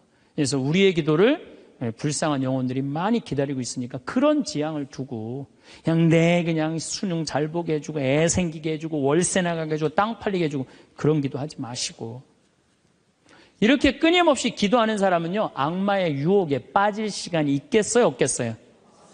당연히 없어요. 당연히. 자, 그 다음에 어떤 처지에서든 감사하여라. 감사하는 사람 또 유혹에 안 빠져요. 여러분들 북한에서 안 태어나고 남한에서 태어난 거 감사해요 안 감사해요? 북한은요 정말로 굶어 죽어요. 평양 근교만 빼놓고 나머지는 다 굶어 죽는다고 보시면 돼요. 이제 겨울이 시작되면은요 이 사람들 땔감이 없어요. 석유 석탄이 없기 때문에 자꾸 산에 나무 잘라다가 또 해요. 그리고 어떤 집은 작년에는요 그 땔감조차도 없어서 밥도 못 해갖고 그대로 얼어 죽은 사람들도 많다는 거예요. 근데 우리는 얼마나 잘 먹고 잘 살아요. 감사해요 안 감사해요? 감사해요. 여러분들 후쿠시마에서 안 태어나고 대한민국에서 태어난 거 감사해 안 감사해? 이거 여러분들 깊이 묵상해야 돼요. 왜냐하면 일본은 1년에 지진이 5,000번 일어나요. 5,000번. 하루에 15번 일어나요. 더 놀라운 거는 이번 12월 1월 달에 지진이 또 일어난다는 게 지금 감지가 된다는 거예요. 일어날지 안 일어날지 모르겠지만은 일본 사람들은요, 너무 불안한 거예요. 근데 우리나라는 지진이 1년에 몇 번 일어나는 줄 아세요? 15번 정도 일어나요. 근데 이 중에 지진의 강도가 2.7에서 3.2예요. 보통 일어나는지 안 일어나는지도 모를 정도예요. 근데 일본은 막 일어나면 4.0만 넘어가면요, 정말 천둥 소리 얼마나 불안한지 몰라요. 나는 그걸 경험을 했어요. 지진이라는 게 무시무시해요. 근데 우리는 아무런 그런 게 없이 살잖아요. 근데 우리는 얼마나 행복한 나라에서 살아. 그런데 왜 자살률이 세계 1위냔 말이야. 국민들이 욕심이 많아서, 욕심이. 이유는 딱 한 가지예요. 욕심이 너무 많아요. 대한민국 사람들 이 정도면 잘 사는데 왜 이렇게 욕심이 많은지 모르겠어요. 여러분들, 그 한국처럼 잘 먹고 잘 사는 나라가 없어요. 여러분들, 이탈리아라는 나라 잘 살아, 못 살아요? 잘 살죠? 그런데 이탈리아가, 우리나라가 경제력은 세계 13위지만은 소비 지수는 7위예요, 7위. 정말 잘 먹고 잘 사는 나라가 우리예요. 내가 뭐 예전에 방송에도 한번 말씀드렸지만 우리나라 갈비집에 가보면요, 진짜 잘 먹어요. 갈비 막 먹으러 가면은요, 막 이렇게 한 상 반찬 나와요. 그냥 그 계란찜, 그 다음에 무슨 뭐 단호박 삶은 거, 메추리알, 뭐 그 다음에 무슨 뭐 사라다, 무슨 야채 사라다, 국물 김치, 뭐 별게 다 나와요. 그 다음에 파란 국수 말아서 나와요. 그리고 4명이 하면 4인분 시켜요. 4인분 시키면 그냥 배가 빵빵해. 한국 사람들은 배 빵빵하면 안 돼. 갈비집에 가고 배 터질 때까지 먹어야 되냐. 2인분 더 시켜요. 더 시켜서 먹고 난 다음에 그래도 우린 분이 안 풀려. 그냥 아줌마가 하나 쓱 나와서 이렇게 물어봐요. 냉면을 먹을래? 된장찌개를 먹을래? 그냥 그거 먹고 커피 공짜로 먹는 나라가 어디 있어요. 잘 먹어요. 횟집도 마찬가지예요. 횟집도 일본에 갖고 내가 회 정식 시켰는데 회가 딱 2점 나왔어요. 이게 맛백인가 보다 그러고 홀딱 먹었어요. 아무리 기다려도 회가 안 나와요. 왜 안 나오냐니까 그게 다라는 거예요. 우리나라는 횟집에 가면 뭐부터 나와요? 씻기다시 나오죠? 개불, 멍게, 해삼, 전복, 낙지, 꽁치 소금에 구운 거, 미역국, 조개탕, 별게 다 나와요. 그리고 그냥 또 회가 나오면 그냥 한 50점 나와요. 배는 꽉 찼는데 50점이 또 나와. 어떻게? 먹는 방법이 있어요. 상추에다가 회를 올려요. 그 다음에 마늘하고 고추하고 된장을 찍어갖고 상추를 동그랗게 말아요. 그 다음에 목구멍으로 밀어 넣는 거예요. 보면 계속 목구멍까지 찼어. 그래도 분이 안 풀려. 어떻게 하느냐면은 매운탕 또 시켜 밥 한 그릇 또 해갖고. 그런데도 왜 자살률이 세계 1위냔 말이에요. 왜 15,400명이 죽냔 말이에요. 1년에 하루에 42명씩 자살을 하냔 말이에요. 왜? 1시간에 2명씩 지금 뛰어내려서 죽고 있어요. 우리나라에. 욕심이 너무 많아서 그래요. 이 정도면 잘 살지 않아요? 이 정도면 잘 살지 않아요? 여러분들, 우리 여기 할머니들 1959년에 우리나라가 UN 120개 국가 중에 GNP가 몇 위였느냐면 119위였어요. 1959년에. 꼴등이야, 꼴등. 그때는 정말로 똥구멍이 찢어지게 가난하게 살았어요. 똥구멍이. 다시 한번 똥구멍 찢어지는 거 얘기해 드릴게요. 9월에 추수하면 2월에 먹을 게 떨어져요. 보리는 5월에 피는데. 그러면 그냥 무슨 칡해서 먹고 쑥해서 먹고, 그것도 안 되면 4월 달에 소나무 속껍질 벗겨요. 햇빛에 말려갖고 갈아갖고 쌀은 요만큼, 소나무 껍질은 이만큼. 그러니까 밥을 져서 먹으면 등짝에 붙었던 배가 쑥 나와요. 얼마나 좋아. 근데 문제는 이 섬유질은 소화가 안 돼요. 수분만 빠지고 다시 딱딱하게 대장에 가서 돌덩어리가 되는 거야. 똥을 넣으면 부드러운 똥이 나오는 게 아니야. 이 돌덩어리가 나오는 거야. 그러니까 이 돌덩어리를 빼내니 집집마다 뒷간에서 똥구멍 찢어지는 소리가 그냥 이 집 저 집에서 막 나는. 그게 1959년에 있었던 일이에요. 1959. 그런데 불과 60년 만에 이렇게 잘 살 수가 없어요. 이렇게 잘 살 수가 없어요. 여러분들, 저는 요즘 그리스 보면서요, 정말로 내가 대한민국 사람이라는 게 얼마나 자랑스러운지 몰라요.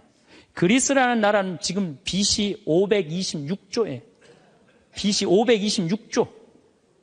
그런데 이거 그리스라는 나라 우리나라보다 훨씬 못 살아요. 우리나라보다 30이야. 경제 규모가 3분의 1밖에 안 되는 나라예요. 그리스라는 나라가. 그런데 이 나라가 전부 빚 갖고 사는 거, 빚 갖고. 애 셋 낳으면 일 안 해도 돼.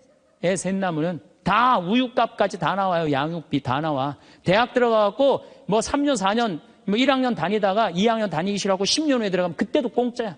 끝날 때까지 공짜야. 뭐 갖고? 빚 갖고. 그래갖고 좀 이제 이 빚이 이렇게 나라 빚이 많으니 허리띠 좀 졸라 매자 그랬더니 내 연금은 못 깎는다. 맨날 데모하는 거예요. 그 다음에 막 정부 기관에 그냥 저기 막 전기 끊고. 그게 저러고 있는 거예요. 지금 아직도. 근데 우리나라는 1997년에 IMF 터졌을 때 어땠어요? 국민들이. 전부 뭐 했어요? 금 모았잖아요. 금.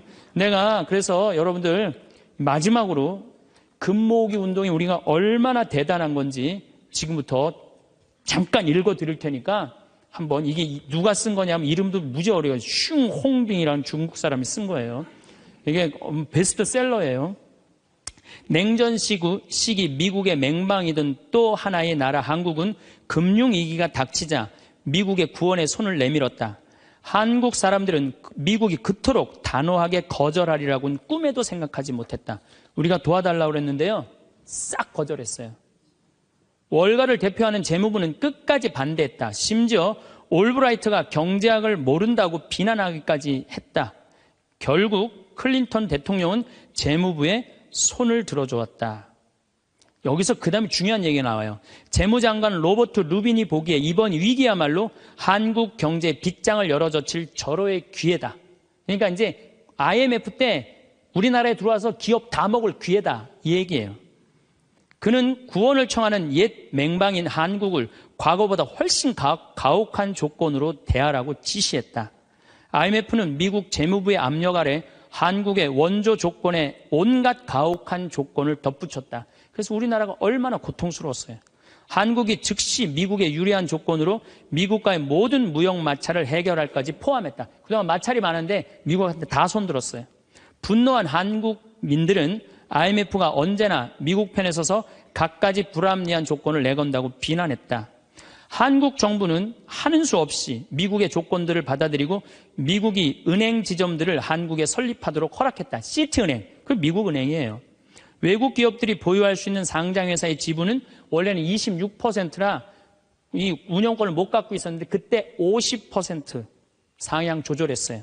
외국인이 개인이 소유할 수 있는 기업의 주식 지분은 7%에서 50%로 늘어났어요. 그래갖고 외환은행 전부 다 론스타한테 뺏긴 거죠. 한국 기업은 반드시 국제회계의 원칙에 따라 했으며 금융기관은 국제회계사무소의 회계 감사를 받아야 했다. 참. 그러나 국제금융재벌들은 한국의 강한 민족성들을 너무 얕잡아 보았다. 한국의 협의를 체결하기만 하면 당장이라도 몰려들어 사냥감을 물어 뜯을 판이었다. 우리나라 현대, 삼성 다 먹을 판이었다는 얘기예요. 그런데 고립무원, 완전히 고립무원의 사면 초가에 빠진 한국인들은 나라를 구하겠다는 일념으로 너도 나도 금모기 운동에 나서서 정부를 도왔다. 이때 금모은 게 21억 달러예요. 한국에 돈 한 푼도 없었을 때. 놀라운 거는 금모기 하고부터는 5억 달러 수출 계속 적자였다가 이때부터 흑자로 전환하기 시작해. 이게 흑자의 출발점이 돼요. 금모기 운동이. 그래서 이걸 극복한 나라예요. 서양의 기업들은 한국 대기업을 거의 하나도 사들이지 못했다. 한국 경제는 가장 어려웠던 1998년 여름의 악몽에서 완전히 빠져나올 수 있도록 수출을 빠르게 회복했다. 금모기 운동부터 그랬다는 거예요. 국제금융재벌들과 미국 재무부는 공연히 헛물만 켜다가 만셈이 되었다. 뿐만 아니라 한국으로 하여금 정부가 경제를 주도할 절대적인 필요성을 확실히 깨닫게 해줬다. 마이크로소프트가 한국 최대의 소프트웨어 기업을 삼키려는 시도도 물 건너 갔어요. 그러니까 미국 애들이 그때 한국 다 살라고 그랬어요.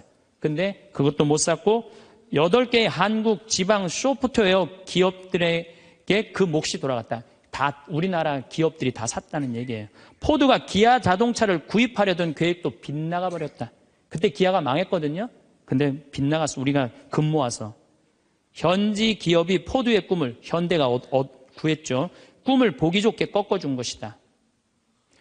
이렇게 우리나라가 그 IMF를 벗어난 민족이야. 그런데 이렇게 대단한데 아니 정치를 보면은 사회를 보면 한국이 현찮다고 그래. 내가 보기에는 한국이 대단한데 얼마나 대단해요. 그리스하고 우리나라하고 정반대 아니에요.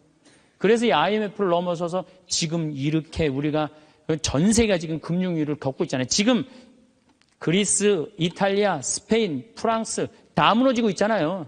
근데 우리나라는 아직도 경쟁력이 있다는 거예요. 이렇게 대단한 사람들이 모여 살아갖고 우리나라 이름이 대한민국이에요. 아니 그럼 이렇게 기가 막힌 나라에 살면서 국민들이 감사해야 될 거 아니야. 감사는 온데간데 없고 원망, 비난 맨날 이런 것만 있어요. 그러니까 국민들이 안 행복한 거야. 그래서 나는 사도 바오로가 항상 기뻐하여라. 끊임없이 기도하여라. 어떤 처지에서든 감사하여라. 이것이 우리 주 예수 그리스도를 통하여 드러내신 하느님 아버지의 뜻이다. 그러니까 여러분들 신앙생활하는 사람은요. 어떻게 해야 돼? 항상 기뻐하고 끊임없이 기도하고 어떤 처지에서든 감사해야 되는데 대한민국 처지는 괜찮다. 나머지 왜 괜찮은지는 다음 시간에 제가 또 이어서 강의를 하도록 하겠습니다. 감사합니다. 황창 연신부님 명강에 잘 보셨나요? 오늘 행복특강 중 일어나지도 않은 일들에 대한 걱정을 말씀을 해주셨는데요. 오늘을 기쁨이 흘러넘치게 잘 보내라. 오늘 감사히 잘 보내라는 뜻을 담은 다양한 철학자, 종교, 지도자, 심리학자들의 이야기도 좋아서 몇몇 주요 학자들과 그들의 명언 공유드려요. 잭 켄트필드 내일에 대한 최고의 준비는 오늘 최선을 다하는 것이다. 아지드 칼리드 내일 걱정을 오늘의 행복을 망치는 도구로 사용하지 마라. 윌리엄 오슬러 내일의 걱정을 오늘의 일에 끌어들이지 마라. 오늘 해야 할 일을 할 뿐이다. 벤저민 프랭클린 미래를 걱정하지 말고 현재를 살아라. 마하트마 간디 어제는 지나갔고 내일은 아직 오지 않았다. 우리는 오늘을 살고 있다. 존 우든 내일은 두려워할 필요가 없다. 어제는 이미 없고 오늘은 우리가 가진 전부이다. 코리텐 붐 내일에 대한 걱정은 오늘의 힘을 빼앗아 간다. 마하트마 간디 미래는 우리가 지금 무엇을 하는가에 달려있다. 조지 맥도날드 내일의 문제를 내일 해결하라. 오늘은 오늘의 일에 충실하라. 랄프 월도 에머슨 걱정은 우리의 행복을 해치는 가장 큰 도둑이다. 오늘을 온전히 살아라. 이 명언들이 조금이나마 마음의 평안을 찾는 데 도움이 되길 바랍니다. 오늘도 평온히 함께 감사합니다.